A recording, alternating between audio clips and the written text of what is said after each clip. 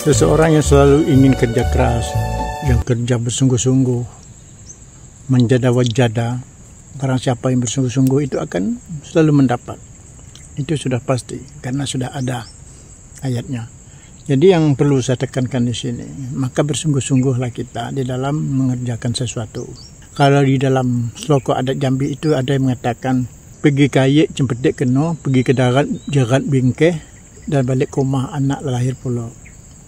Itu artinya mendapatkan keberkahan dan mendapatkan rezeki yang berlipat ganda dari Yang Maha Kuasa. Karena itu kembali pada kita yang selalu membuat pintu-pintu rezeki itu sendiri. Enggak. Kalau misalnya jerat, tadi kita buat jerat, ya, kita masang jerat, kemudian jerat itu kena, dan hasilnya itu tentu untuk kita. Kita kayik masang cempetik, kemudian cempetik kena. Nah, cempetik itu juga hasilnya untuk kita. Dan balik ke rumah, anak lahir pula. Itu kan suatu keberkahan semua. Ya, anak lahir adalah suatu rahmat, suatu karunianya. Ya, kita selalu memang menghendaki anak itu lahir dan mendapat seorang anak di dalam hidup ini.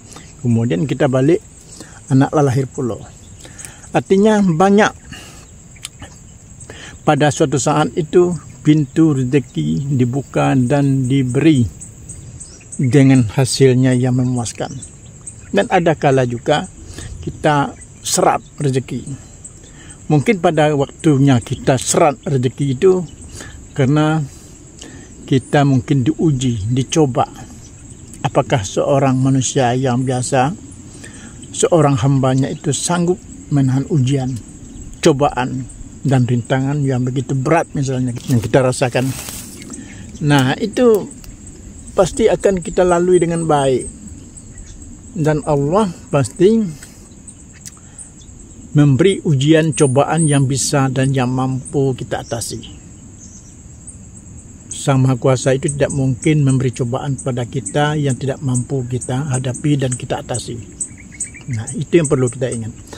Untuk itu kuncinya kita harus berikhtiar. Kunci kita harus bersemangat di dalam menjalankan kehidupan sehari-hari. Karena seperti kita kalau tidak selalu berusaha, orang seperti kita kan selalu butuh yang namanya kebutuhan hidup itu selalu ada. Punya istri kan butuh macam-macam pakaian, sandang, pangan. Punya anak dia butuh sekolah, butuh biaya, butuh beli buku, butuh segala macam. Dan sampai dia sukses dan berhasil sekolahnya. Begitu juga setelah sekolah dia butuh kerja. Di dalam kita berjuang untuk mencarikan pekerjaan untuk anak kita, tidak mungkin kita tidak pakai modal. Ya kan? Setidaknya mencari ke sana sini itu kan sudah pakai biaya transportasi untuk mendapatkan pekerjaan untuk seorang anak. Maka dari itu jangan frustasi, jangan putus asa di dalam hidup ini, mengikuti dan menghadapi semua cobaan. Cobaan yang diberikan itu adalah, saya katakan tadi, yang bisa kita atasi. Dan rezeki itu biasanya di mana saja ada.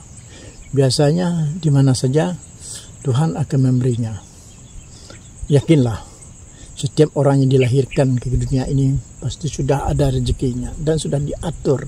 Tinggal kita lagi yang mencari, yang berusaha, yang berjuang untuk mendapatkan sebanyak-banyaknya rezeki itu.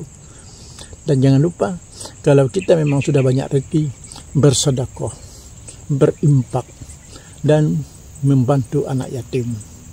Itu perlu ada niat dari kita. Kalau kita tidak mampu, belum mampu, ya tidak bisa juga kita paksakan untuk membantu orang lain. Kita urus dulu diri kita semaksimal mungkin. Kalau kita sudah bisa hidup dengan sebuah kecukupan, tentunya kita bisa membantu orang lain.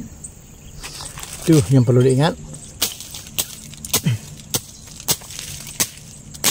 Jadi tidak ada gunanya kita menumpuk-numpuk harta. Kalau kita sudah berhasil tuh kita bayarkan apa yang perlu kita butuhkan dan apa yang harus kita bantu dan sebagainya. Itu saja.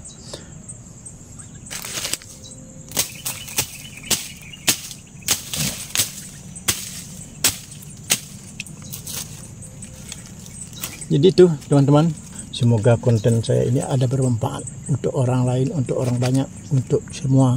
Setidaknya sebagai tontonan hiburan lah gitu. Hiburan ketika kita lagi senggang waktu, lagi waktunya ada luang waktu, kita berusaha dan memanfaatkan waktu yang luang itu untuk melakukan apa saja aktivitas. Kita bukan mencari kaya, tapi kita mencari rezeki, membuka pintu rezeki. Tapi kalau Tuhan mentakdirkan kita untuk kaya, tentu saja kita bersyukur dan berterima kasih.